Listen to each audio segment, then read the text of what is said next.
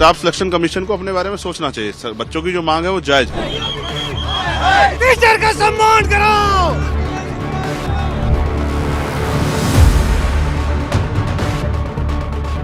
यही बच्चे हैं जो कल देश का प्रदेश का भविष्य बनेंगे। इनको पीट के क्या साबित करना चाहते हैं? जो भी ये काम कर रहे हैं, right from the top to the bottom, आप एक बात याद रखिए, आपको हम छोड़ेंगे नहीं। सरकार को क्या आइडिया है? एसएससी के कुर्सियों पर बैठे अधिकारी को क्या पता है कि गांव में खेती किसानी करने वालों किस तरह पेट काट काट के अपने बच्चों को पढ़ाते हैं और रोजगार देने की बजाय आप लाठी मारने काम करते हैं? ये अन्याय है।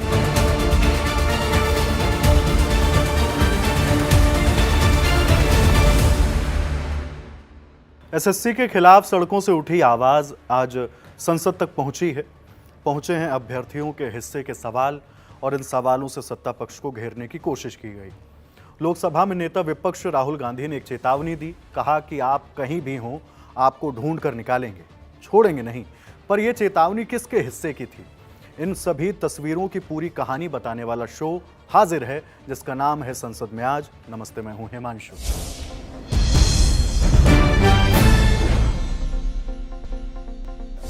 मॉनसून सत्र का 10वां दिन, तारीख बदल गई लेकिन तस्वीर नहीं। विपक्ष की ओर से आज भी बिहार एसआईआर के मुद्दे पर नारेबाजी जारी रही। पहले प्रदर्शन संसद परिसर में हुआ, फिर यही हंगामा सदन के अंदर हुआ। प्रियंका गांधी की अगुवाई में विपक्षी सांसद पोस्टर्स के साथ सदन पहुंचे। इन पोस्टर्स पर लिखा था एसआईआर लोकतंत्र पर वार। आप इस प्रदर्शन की कुछ तस्वीरें देखिए।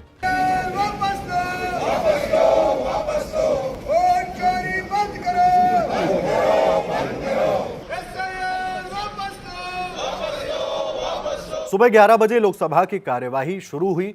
सदन में बिहार वोटर लिस्ट रिवीजन के मुद्दे पर खूब हंगामा हुआ। विपक्षी सांसद वेल में पोस्टर लेकर पहुंचे। इस पर लोकसभा अध्यक्ष ओम बिरला ने नाराजगी जताई, पर इसके बावजूद ना तो सदन में शोर थमा और ना ही हंगामा कम हुआ। इसके चलते महज 4 मिनट बाद ही सदन की कार्यवाही को दोपहर 2 बजे तक के लिए स्थगित कर दिया गया। आप सदन नहीं चलाना चाहते?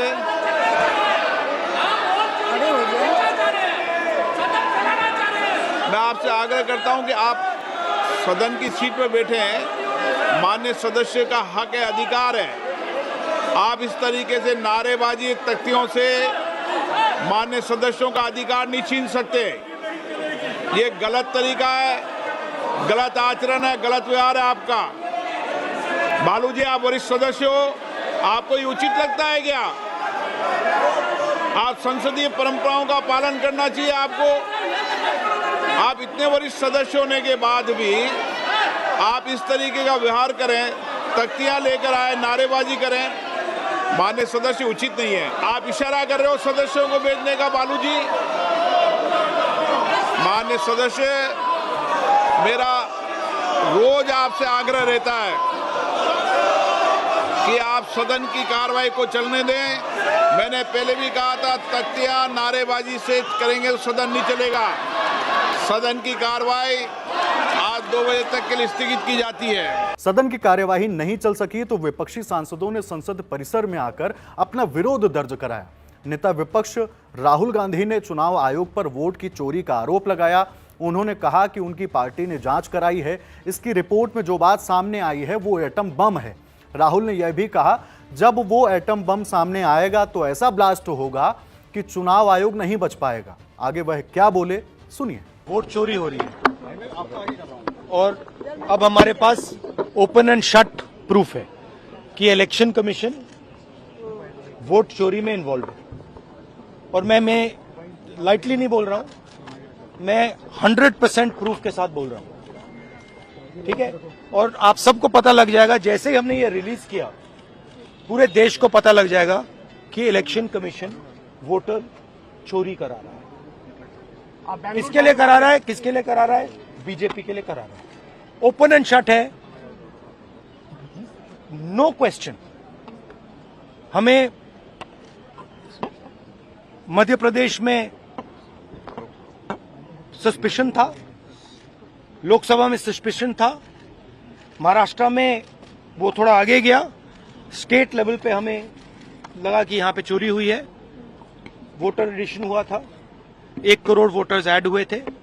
फिर हम थोड़ा डिटेल में गए, हमने कहा देखो अब इलेक्शन कमीशन तो मदद नहीं कर रहा है, तो थोड़ी ग्रैन्युलैरिटी में जाना है, गहराई में जाना है।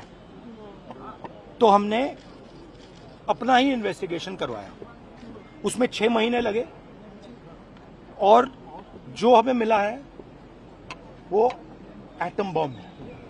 मतलब एटम बॉम्ब है, फटेगा तो आप इलेक्शन कमीशन आपको दिखेगा नहीं हिंदुस्तान में। और मैं ये बड़ी सीरियसली बोल रहा हूं, जो भी ये काम कर रहे हैं, ठीक है, इलेक्शन कमीशन में जो भी ये काम कर रहे हैं, right from the top to the bottom, आप एक बात याद रखिए, आपको हम छोड़ेंगे नहीं।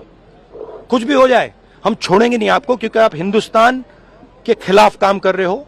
ये ट्रीजन है और कम, इससे कम नहीं है। तो आप याद रखिए, आप कहीं भी हो, रिटायर्ड हो, कुछ भी हो, ठीक है, हम आपको ढूंढ के निकालेंगे। संसद में सिर्फ बिहार एसआईआर की नहीं, एसएससी के खिलाफ छात्रों के प्रदर्शन का भी मुद्दा उठाया गया।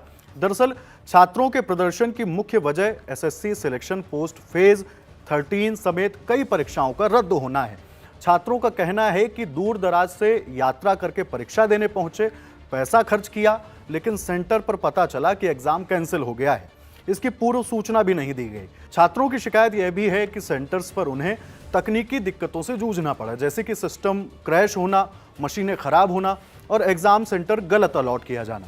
छात्रों के हिस्से से ये बात सामने आई कि एसएससी ने हाल ही में एग्जाम कराने वाली एजेंसी को बदला है, जिसके बाद ये गड़बड़ियां शुरू हुई हैं।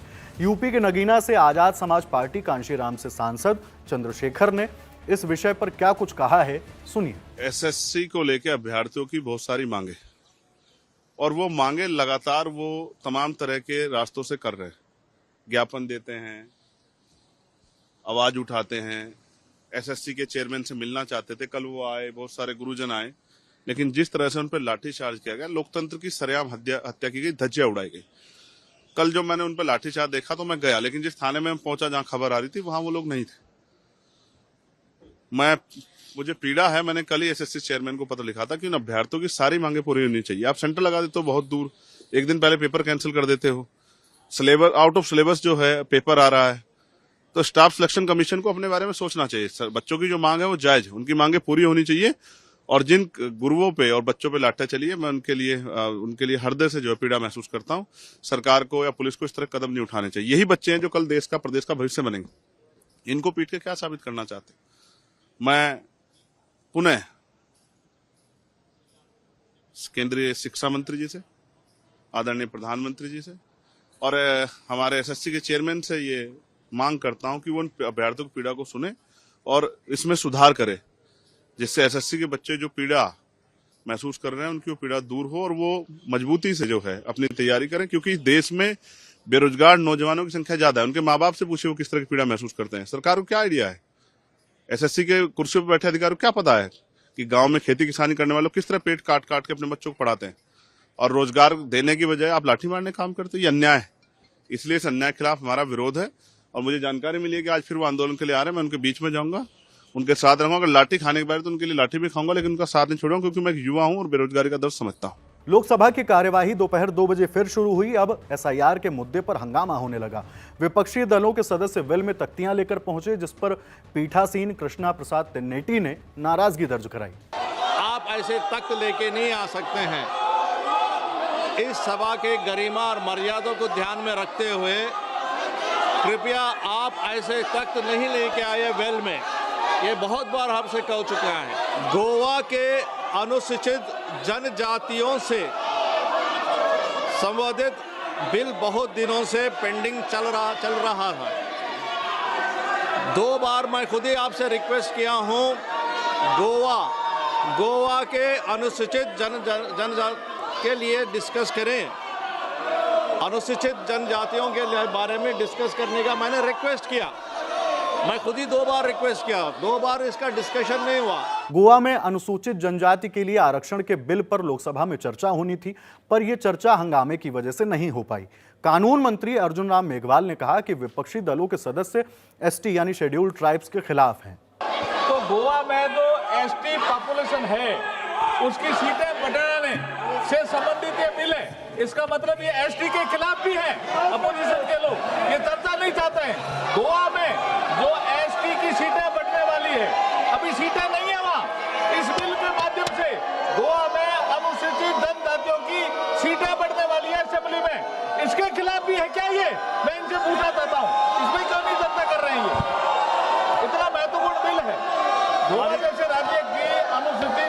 पार्टियों को विधानसभा में प्रतिनिधित्व मिलेगा, इसके लिए भी लड़ाई।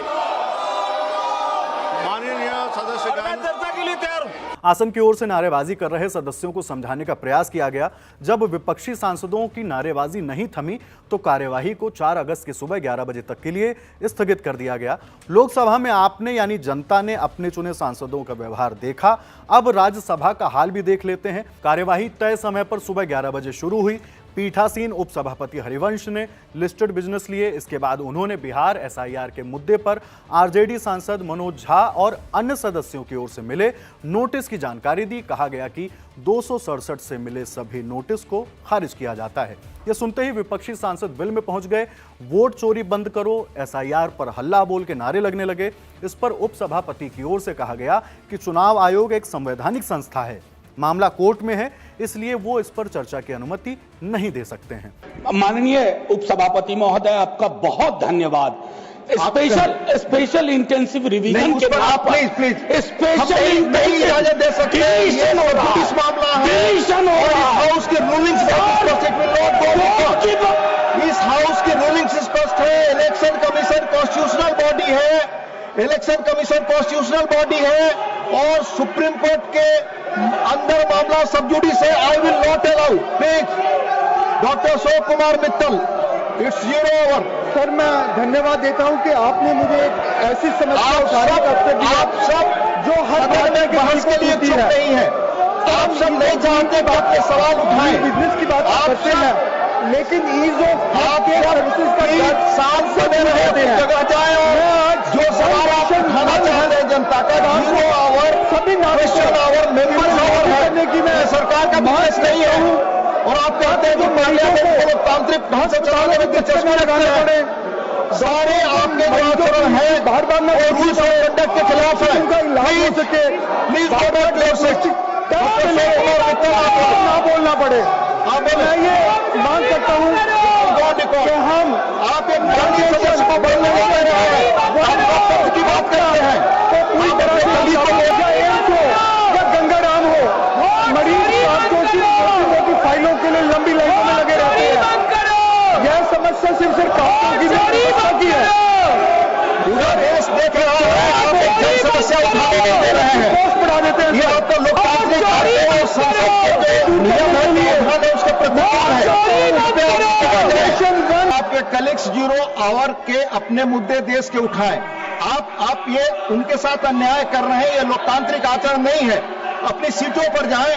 आप रूल्स का पालन नहीं करते। Please go back to your seats. Shri Ryaga Krishnaiah, Shri Ryaga Krishnaiah. SIR के मुद्दे पर हंगामे की वजह से राज्यसभा में शून्यकाल तो नहीं चल सका, लेकिन 12 बजे सदन जब फिर से बैठी तो उम्मीद थी कि प्रश्नकाल पूरा होगा, लेकिन ऐसा नहीं हो सका। कुछ वैसी ही तस्वीर फिर नजर आई जो तकरीबन 1 घंटे पहले थी। विपक्षी सांसद विल में और एसआईआर के मुद्दे पर नारेबाजी, जिसके बाद सदन की कार्यवाही को 4 अगस्त की सुबह 11 बजे तक के लिए स्थगित कर दिया गया।